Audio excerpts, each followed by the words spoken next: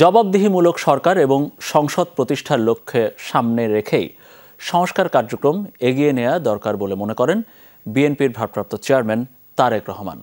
নয়াপল্টনে দলের গণতন্ত্র সমাবেশে ভার্চুয়ালি যোগ দিয়ে তিনি বলেছেন, দেশি বিদেশি চক্রান্ত ও উস্কানির মধ্যেও অন্তর্বর্তীকালীন সরকারকে ব্যর্থ হতে দেয়া যাবে না। সরকার নিজেরাই যেন ব্যর্থতার কারণ না হয় সে বিষয়েও সতর্ক থাকার পরামর্শ দিয়েছেন তারেক রহমান। তার দাবি, অন্তর্বর্তী সরকারকে চ্যালেঞ্জ ছুড়ে দেওয়ার অপচেষ্টা চালিয়ে যাচ্ছে বিগত মাফিয়া সরকারের সুবিধাভোগীরা। রোদ ঝলমলে দিনে আন্তর্জাতিক গণতন্ত্র দিবস উপলক্ষে বিএনপির এই সমাবেশ। একদিকে নাইটিঙ্গেল মোড় আর অন্যদিকে আরামবাগ ছাড়িয়ে আশপাশের সড়কের বিস্তৃত এলাকা জুড়ে ছিল বিএনপি নেতাকর্মীদের অবস্থান। সকাল থেকেই গুচ্ছ গুচ্ছ মিছিলে ঢাকা মহানগর ছাড়াও আশপাশের জেলা ও মহানগরের নেতৃবৃন্দ যোগ দেন নয়াপল্টনে বিএনপির গণতন্ত্র সমাবেশ স্থলে, যেখানে মূল আকর্ষণ ছিলেন দলের ভারপ্রাপ্ত চেয়ারম্যান তারেক রহমান। বুক পেতে দিতে রাজি, তবুও তারা স্বৈর শাসনকে মেনে নিতে রাজি নয়। ফ্যাসিস্টদের সুবিধাভোগীরা অন্তর্বর্তী সরকারকে চ্যালেঞ্জ ছুড়ে দেওয়ার অপচেষ্টা এখনো অব্যাহত রেখেছে বলে দাবি করেন তারেক রহমান। বিনা ভোটের সেই সরকারের পরিচয় হয়ে উঠেছিল government of the mafia, by the mafia, for the mafia. তবে মাফিয়া চক্রের প্রধান দেশ ছেড়ে পালালেও মাফিয়া চক্রের বেনিফিশিয়ারি অপশক্তি প্রশাসনের ভেতরে থেকে কিংবা রাজনীতির ছদ্মবরণে অন্তর্বর্তীকালীন সরকারকে চ্যালেঞ্জ ছুড়ে দেওয়ার অপচেষ্টা কিন্তু অব্যাহত রেখেছে।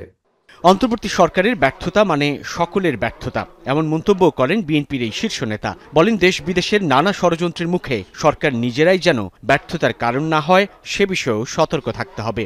দেশে বিদেশে থেকে নানা রকমের উস্কানিতেও জনগণ অন্তর্বর্তীকালীন সরকারকে ব্যর্থ হতে দেবে না।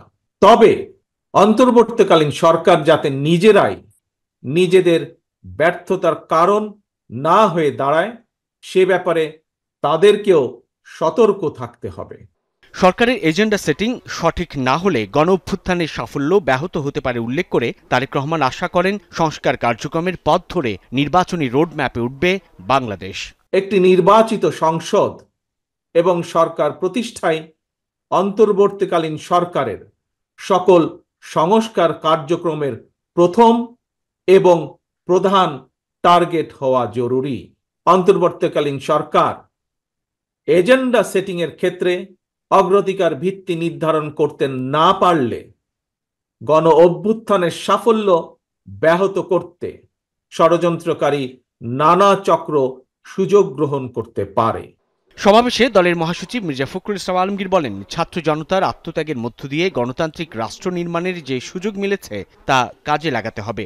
যেভাবে বুকের রক্ত দিয়ে আমাদের ছেলেরা এই সুযোগ সৃষ্টি করেছে, বুকের রক্ত দিয়ে হলেও আবার আমরা সেই সুযোগকে রক্ষা করব। আমরা সেই সুযোগ যেন হারাই না হারাই।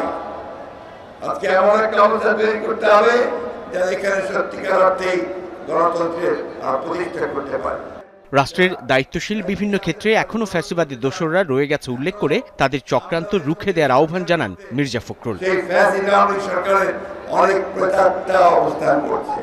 জননীনে পরিণত হওয়া নয়াপল্টনের এই গণতন্ত্র সমাবেশ থেকে বিএনপির নেতাকর্মীরা বলছে, বিগত 15 বছর হত্যা, গুম, নির্যাতন, দমন পীড়নের বিপরীতে দাঁড়িয়ে তাদের যে গণতন্ত্র পুনরুদ্ধার এবং বহুদলীয় গণতন্ত্র পুনরুদ্ধারের যে সংগ্রাম তারা চালিয়ে যাচ্ছিলেন সেটি এখনো অব্যাহত রয়েছে। যতক্ষণ না পর্যন্ত নির্দলীয় সরকারের অধীনে সুষ্ঠু নির্বাচনের মধ্য দিয়ে জনগণের সরকার প্রতিষ্ঠিত হবে, ততক্ষণ পর্যন্ত তাদের এই রাজপথের সংগ্রাম অব্যাহত থাকবে। সাইফুদ্দিন রবিন, যমুনা নিউজ, ঢাকা।